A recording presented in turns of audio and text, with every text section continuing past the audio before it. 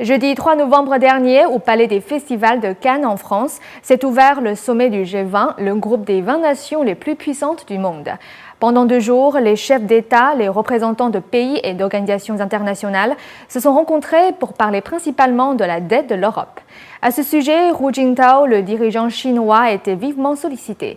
Mais celui-ci n'a pas laissé entendre clairement si la Chine rachèterait une part de la dette européenne ni à quelle hauteur.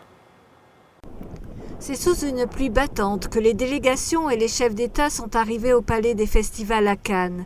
Au programme, la dette de la Grèce et l'économie mondiale.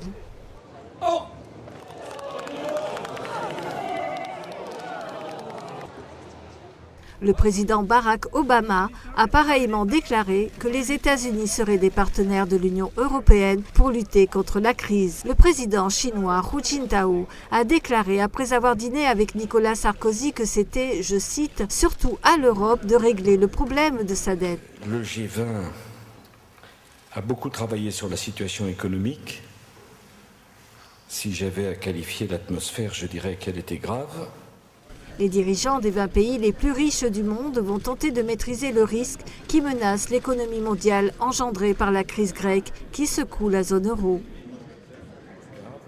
La présidence française a dit de la façon la plus claire que les pays les plus pauvres ne pouvaient pas être les victimes 2 fois de la crise.